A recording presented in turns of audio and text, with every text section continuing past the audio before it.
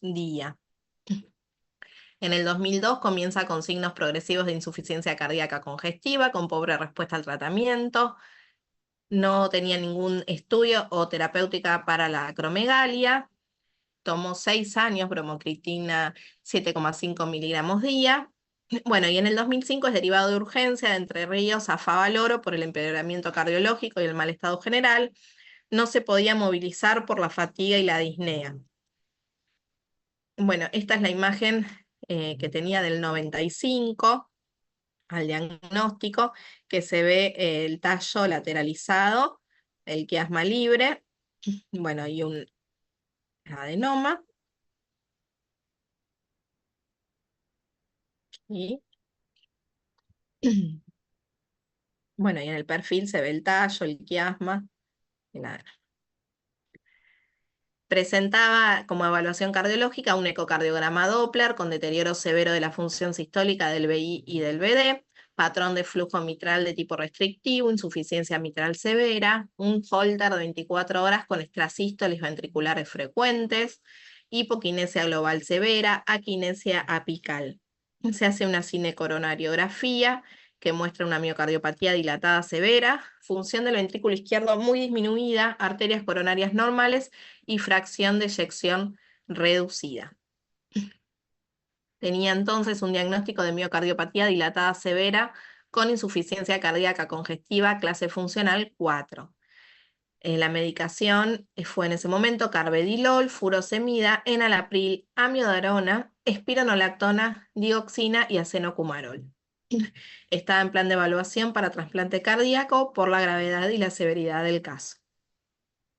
Por el antecedente de acromegalia se deriva al Hospital Santa Lucía para evaluación y tratamiento ante la inminencia de afrontar una cirugía de trasplante cardíaco.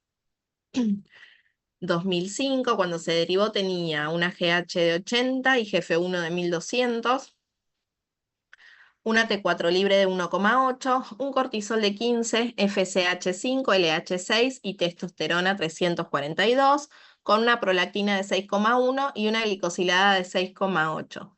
Tenía una resonancia donde se veía un adenoma de 9 por 13 milímetros y un campo visual normal, porque bueno, se veía el quiasma estaba totalmente libre, ¿no?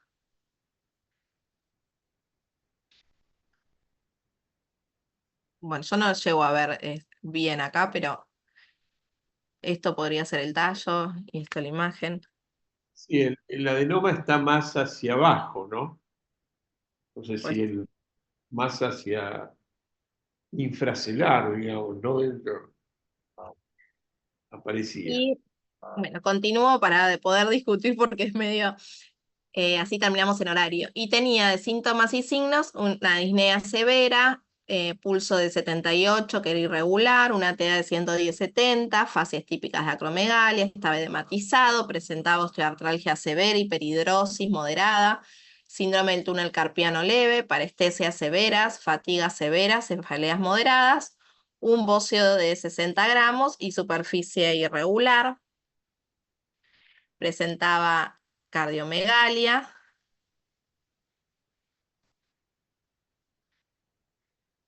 Y bueno, la conducta terapéutica ideal era la cirugía, pero se descarta en ese momento más allá de todas las veces que el paciente se negó previamente, en este caso por la causa cardiovascular, y se inicia tratamiento con análogos de somatostatina.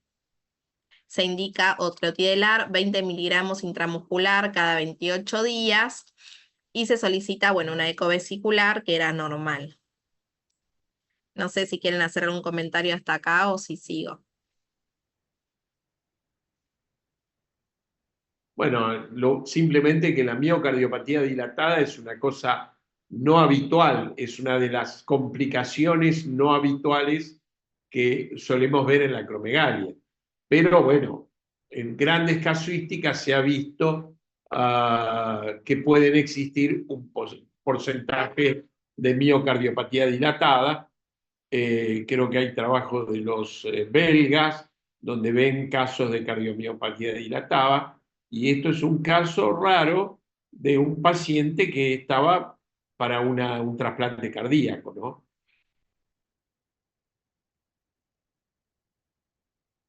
¿Seguimos? ¿Hola? Hola, sí, sí, acá estoy. Bueno, en este cuadro vemos la evolución.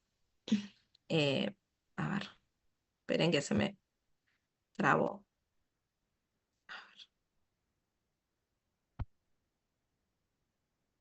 Un momento, ahí está.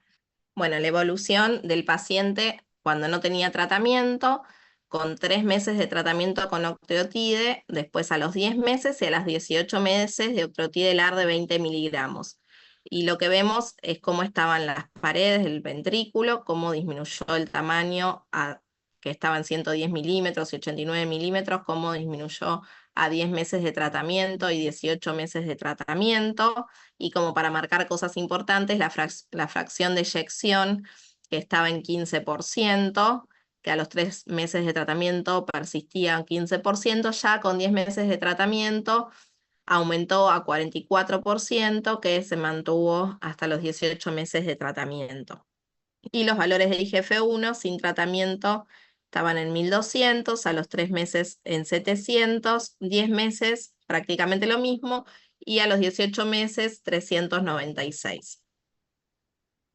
Un comentario, eh, el paciente que había llegado en sillas de rueda al servicio, no podía moverse, tenía una disnea tremenda.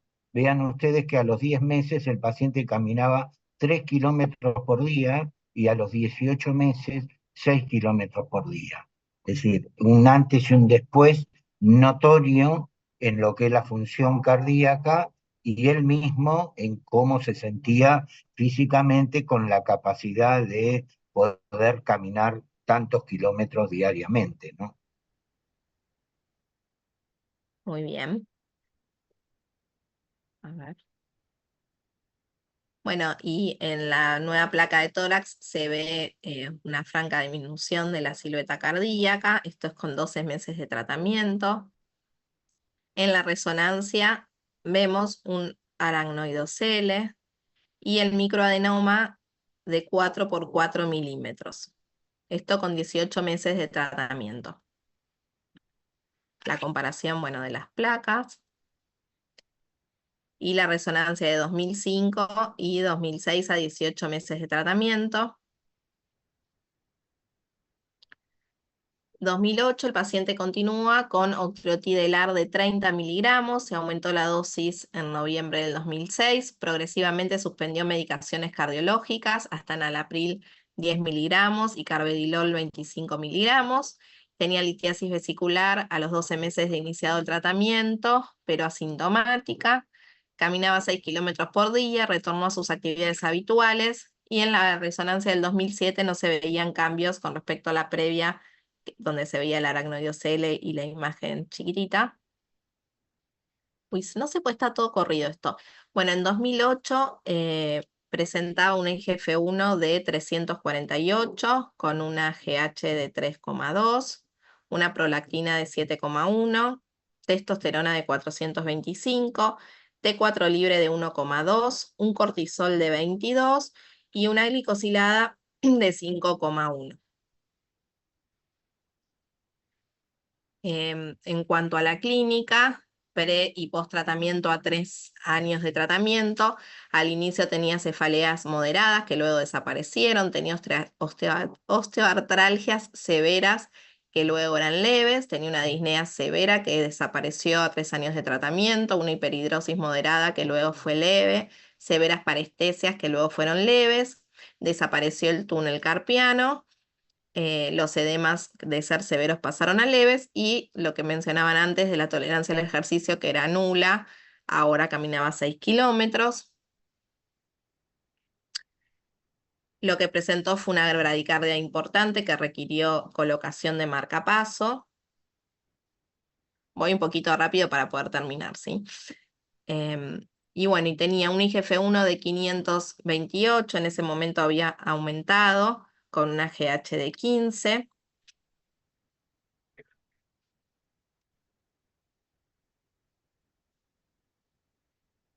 En el marzo del 2009, septiembre, un IGF-1 de 845 que continuaba en aumento. Empeoró el cuadro cardiológico y acromegálico a 38 meses de tratamiento con el octreotide-LAR. En ese momento se le pide una tomografía porque no se podía hacer a ese momento resonancias por el marcapasos. Se le pidió esta tomografía por el aumento de los niveles de IGF-1, donde aparentemente no se veía un crecimiento tumoral. Bueno, no es fácil ver en la tomografía. Y bueno, en septiembre de 2009 se plantea la cirugía hipofisaria, que se vuelve a descartar por causa cardiovascular, y se agrega al tratamiento con octreotide un bloqueador del receptor de GH como el pegvisomant que veníamos hablado antes. Se indican 15 miligramos diarios subcutáneos, 5 días a la semana. Con el tratamiento combinado presentó un IGF-1 a 4 meses de 193, que ya estaba en rango. Mejoró el cuadro cardiológico y agromegálico con 4 meses de tratamiento con el octreotide-LAR 30 y pegvisomant 15, 5 días a la semana. Luego presentó a 9 meses de tratamiento un aumento del IGF-1 a 340. Una discreta mejoría del cuadro cardiológico y acromegálico a 9 meses de tratamiento. Se le plantea cirugía que el paciente rechaza y se aumenta la frecuencia de la aplicación del pegvisomant a que sea diario. A 12 meses de tratamiento presenta un IGF-1 de 254 que había descendido un poco, con mejoría del cuadro clínico. En enero del 2011 presenta una arritmia severa que requiere la colocación de un marcapaso con desfibrilador. Llevaba 18 meses de tratamiento con octreotide-LAR 30 miligramos mes y pegvisomant 15 miligramos diarios y un IGF-1 de 229. Continúa con tratamiento combinado, caminando los 6 kilómetros diarios, retorna a sus actividades habituales, se sentía bien, con discretas parestesias e hiperhidrosis leve. En el ecocardiograma se veía una hipertrofia del VI, severa dilatación del VI, dilatación moderada de la aurícula izquierda, con la fracción de eyección del 30%, función del BD conservada, insuficiencias valvulares leves, sin derrame pericárdico. En marzo del 2012, una IGF-1 de 325, T4 libre de 1,6, cortisol normal, glucemias de 118. En el ecocardiograma seguía estable. El estado general también. Se le propone cirugía que el paciente rechaza y continúa con el tratamiento combinado. Las placas de control en cuanto a la silueta cardíaca estaban también estables. La fracción de eyección seguía en los 30%. En 2014 tenía un IGF-1 de 416, perfil tiroideo de 4 libre 1,6. Bueno, una ecorrenal con litiasis, que bueno, eso luego expulsó el cálculo que era de ácido úrico. A marzo del 2020, con 10 años de tratamiento combinado, octreotide-LAR 30 miligramos mes y pegvisomant 15 miligramos día, tenía un IGF-1 de 194, GH32, un ataque de cerebro sin cambios. La última consulta fue este año en junio, que continúa igual, bioquímica y clínicamente estable. Y como conclusiones, y después vemos si hay alguna pregunta, estamos a 2 minutos de las 3. Si bien el compromiso cardíaco es común en los acromegálicos, la miocardiopatía dilatada severa, como en este caso, no es una complicación frecuentemente observada. El tratamiento con octreotide-LAR tuvo notables efectos beneficiosos sobre la masa ventricular izquierda, el diámetro diastólico del VI, la extrasistolia ventricular y la tolerancia al ejercicio, correspondiéndose con un marcado descenso de los valores de IGF-1. La reversión de la miocardiopatía evitó el trasplante cardíaco, recuperando así su calidad de vida. No obstante, luego de más de 3 años de tratamiento con octreotide, el paciente aumentó los niveles de GH y IGF-1 y correlativamente presentó empeoramiento del cuadro cardiológico y acromegálico. Se asoció pegvisomant, que fue satisfactorio, aunque necesitó aumento de la dosis y aplicación diaria. Hubo directa y sensible relación entre los niveles de IGF-1 y el cuadro cardiológico. Requirió la colocación del marcapaso y del desfibrilador. Continúa sin miocardiopatía dilatada severa y en toda la evolución del caso no hubo crecimiento tumoral. Bueno, ahí terminamos con el caso. Muy bien. Quedan tiempo para algunas preguntas. Preguntas, a ver. Para terminar. Y en este caso, la verdad que el tumor no era grande y la IGF-1 no era más alta que en otros casos, sin embargo, este paciente sí desarrolló la miocardiopatía, es como que eso, si bien tiene correlación el aumento de IGF-1 con la parte cardiológica, no que un paciente haga la miocardiopatía y otro no. Ahí hay otros factores que dependen de cada uno un poco, ¿no? Acá hay una pregunta, Marcelo. El paciente tenía un microadenoma hipofisario. ¿Por qué se le agregó pegvisoman? Bueno, el agregado de pegvisomán no es por el tema del microadenoma. El agregado fue porque no lograba normalizar la IGF-1 con la mayor dosis de análogo y de cabergolina que se le podía dar al paciente. Por lo tanto, el pegvisomán, bloqueante periférico del AGH, hizo que la IGF-1 se controlara y bajase.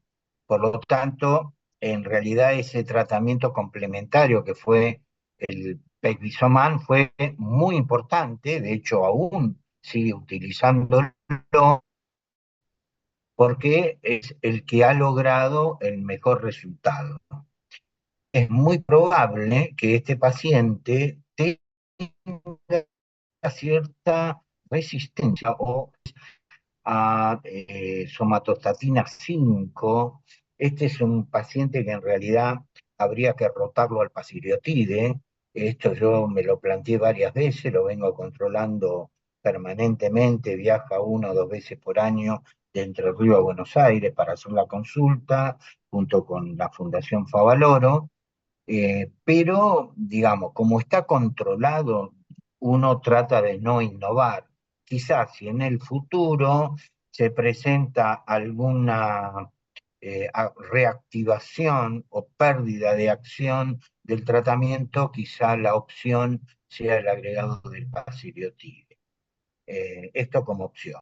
Tema cirugía, bueno, el paciente reiteradamente sigue rechazándola, que sería otra posibilidad, y también está el tema de la radiocirugía.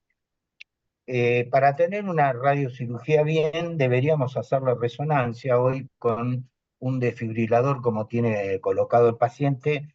Hacer una resonancia es todo un operativo, se puede, pero la realidad es que si está marchando todo bien con este esquema de tratamiento, de momento yo diría que no es necesario cambiar el criterio. Lo dejamos reservado ante la posibilidad de pérdida de efecto y quizás plantearnos nuevamente convencerlo para una cirugía y o para una radiocirugía, que sería lo que correspondería.